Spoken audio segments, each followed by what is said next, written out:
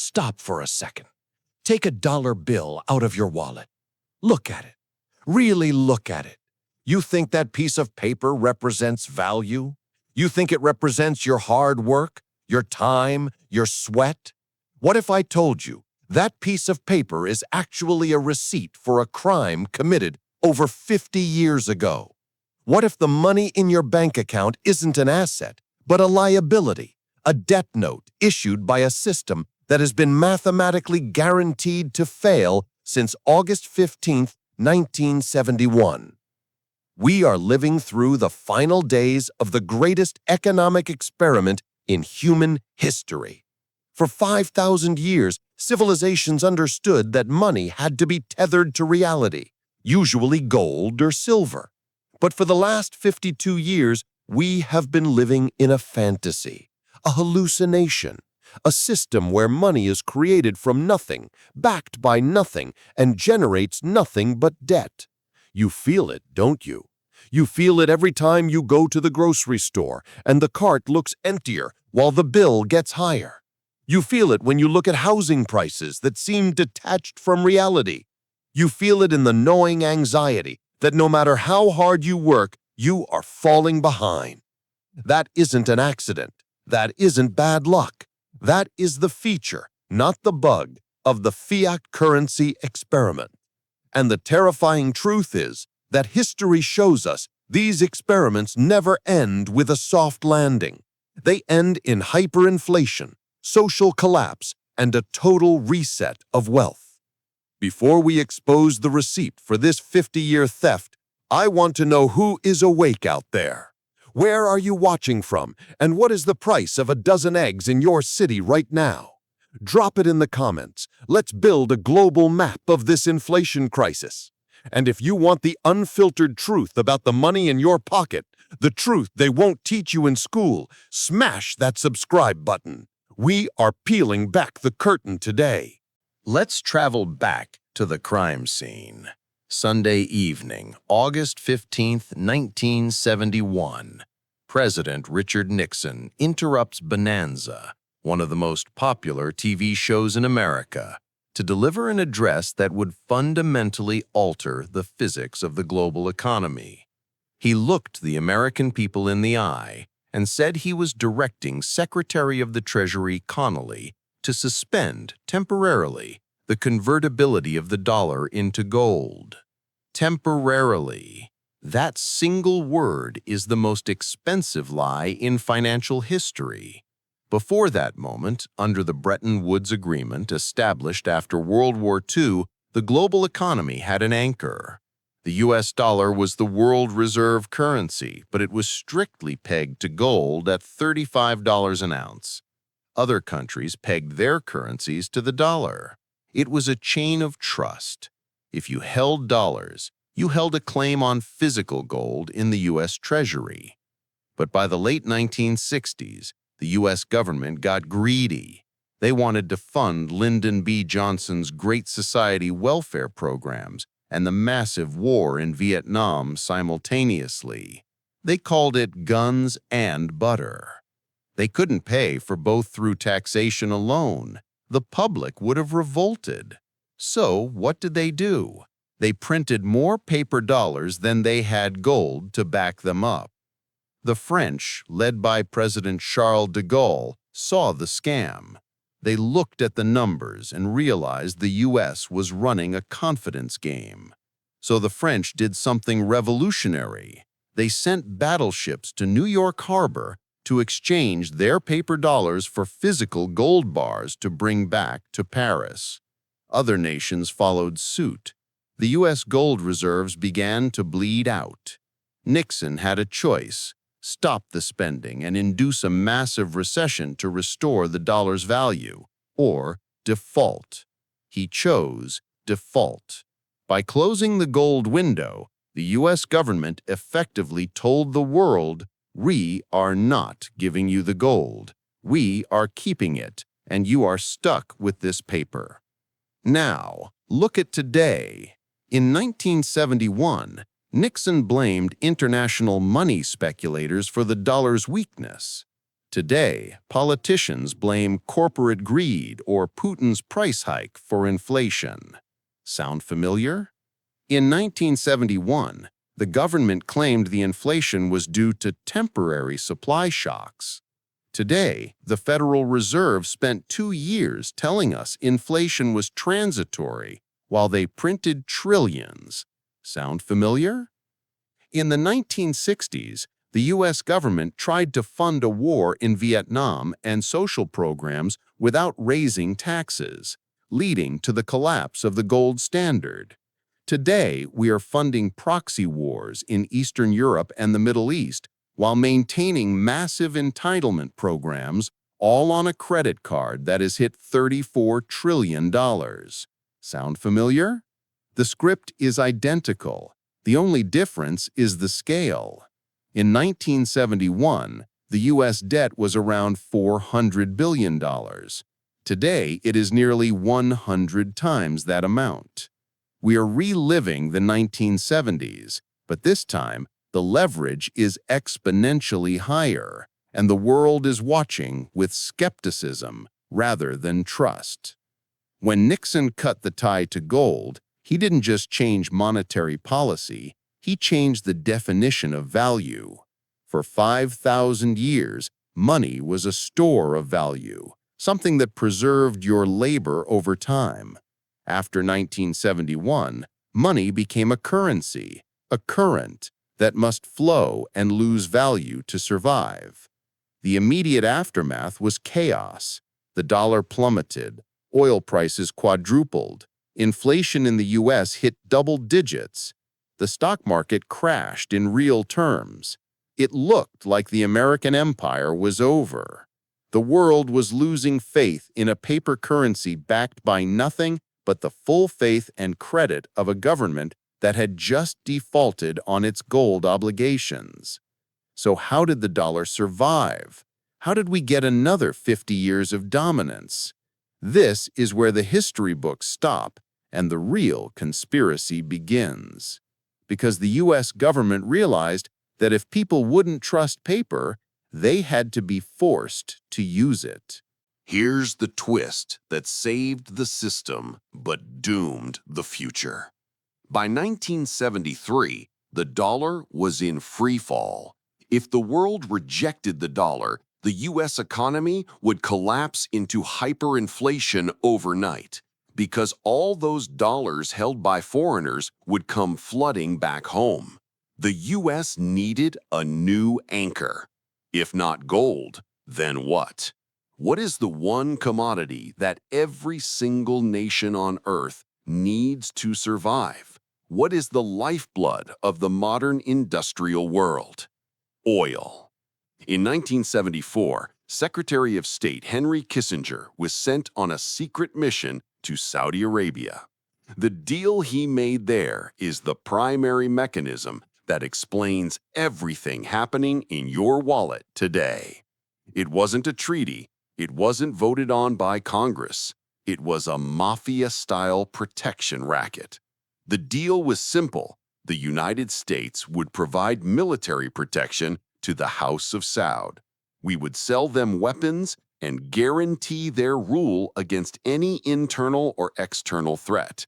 In exchange, the Saudis, who controlled the world's largest oil reserves, agreed to do one thing.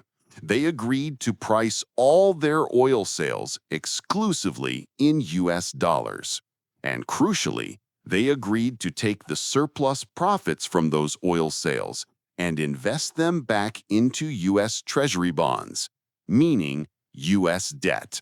This created the petrodollar system. Suddenly, if Germany wanted oil, they couldn't pay with German marks. They had to buy U.S. dollars first. If Japan wanted energy, they had to buy U.S. dollars first.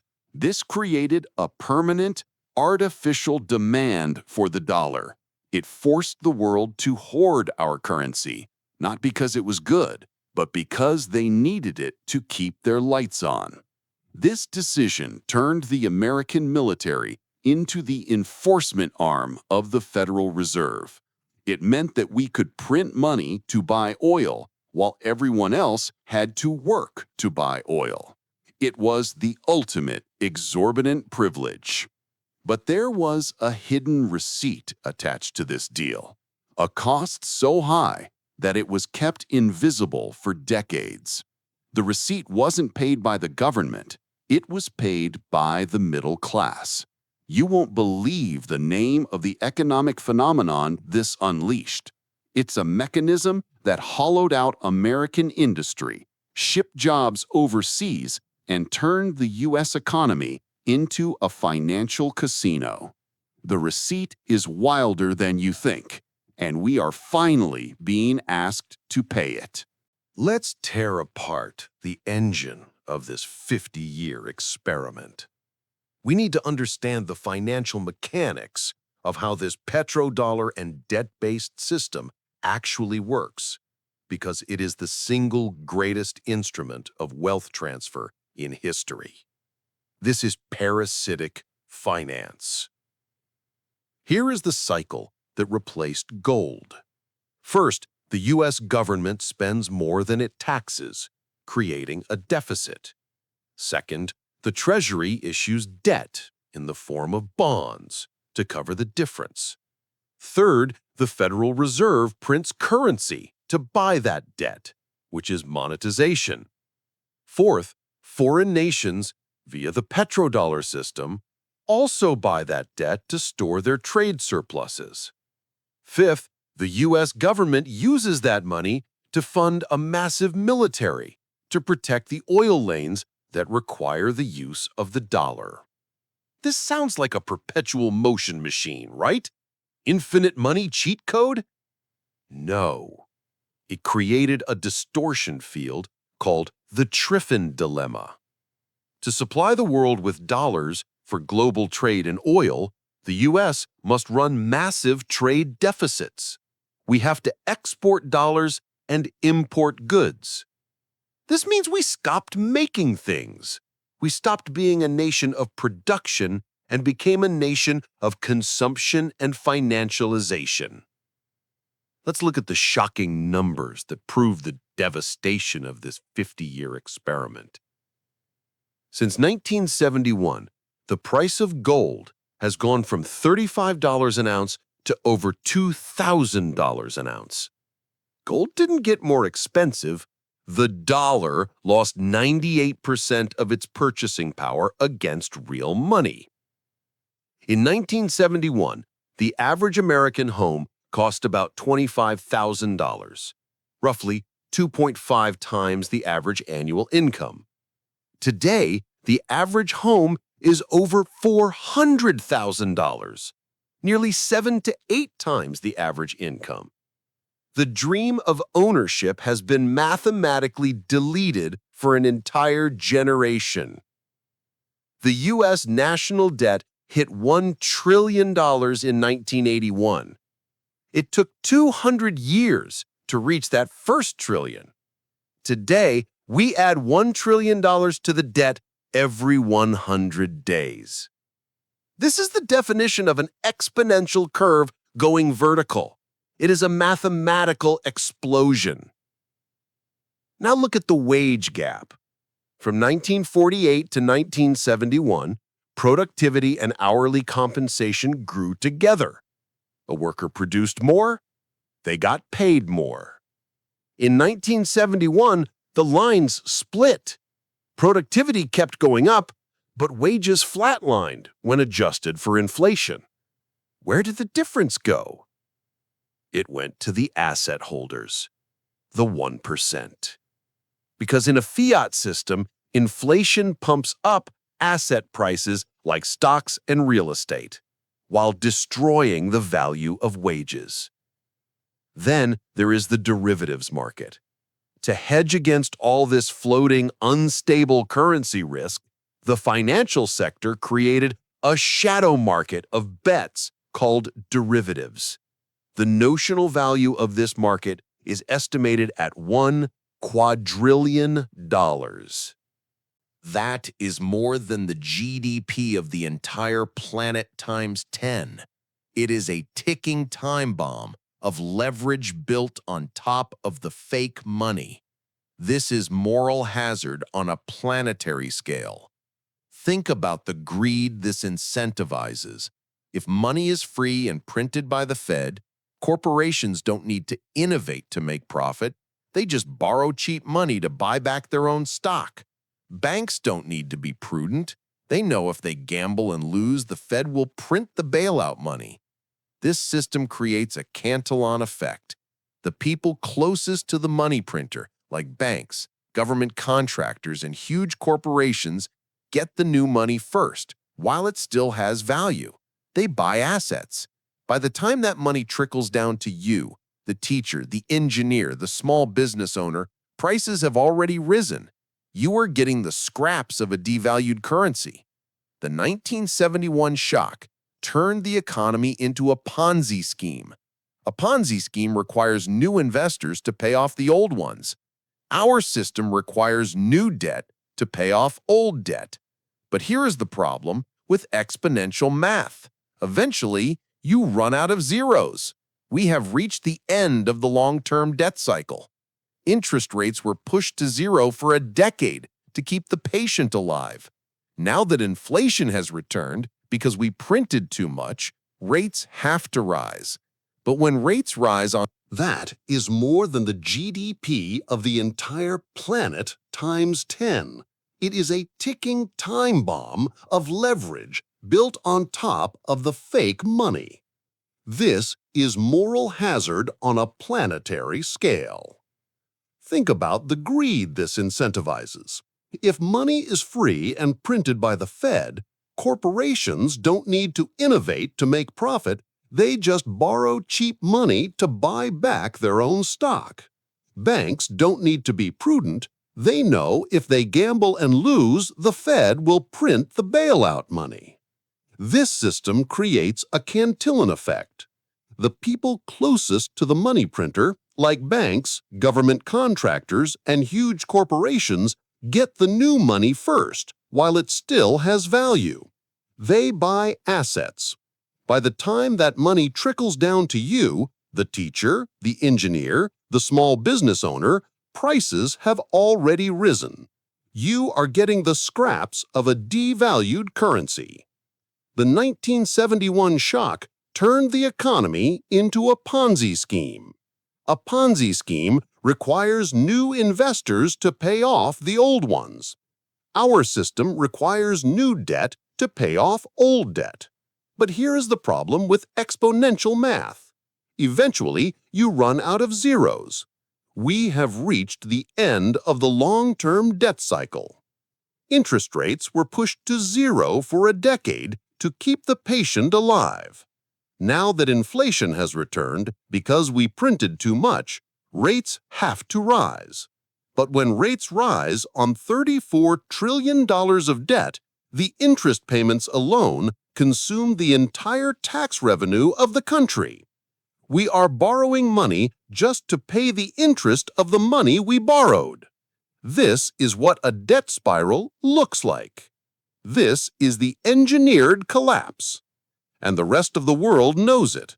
Why do you think the BRICS nations, Brazil, Russia, India, China, South Africa, are aggressively buying gold? Why are they trading oil in yuan and rupees? They are preparing for the post-1971 world. They are dumping the dollar before the music stops. The Petrodollar agreement, that hidden handshake from 1974, is effectively dead. Saudi Arabia is now open to selling oil in other currencies. The infinite money glitch has been patched by reality. So, where does this leave us? The 50-year experiment is ending, not because a politician decided to end it, but because the math dictates it must end. We are witnessing the reversion to the mean, the transition from a dying fiat system to whatever comes next, whether it is central bank digital currencies, a gold-backed standard, or Bitcoin, will be volatile. It will be painful. The modern system is faster, more interconnected, and more leveraged than anything Nixon could have imagined in 1971. When this bubble pops, it won't just be a recession, it will be a paradigm shift. We are currently in a state of collective denial. We trust these institutions, the Fed, the Treasury, the banks, because they are all we have ever known. We assume the dollar is safe because it has been safe for our lifetimes. But history doesn't care about our lifetime. History operates on cycles of 80 to 100 years, and the cycle of paper money always returns to its intrinsic value, zero. The danger isn't just losing money. The danger is trusting institutions that are built on borrowed time. This wasn't just a history lesson. This is a warning map. The 1971 Nixon shock stripped the safety brakes off the global economy. We have been speeding down the mountain ever since, picking up speed, feeling the wind in our hair, thinking we are flying. But we are just falling. And the ground is coming up fast. You have a choice. You can ignore the history, trust the official narrative, and hope the government can print its way out of a debt trap. Or you can educate yourself, diversify your assets, and prepare for the reality that money is changing again.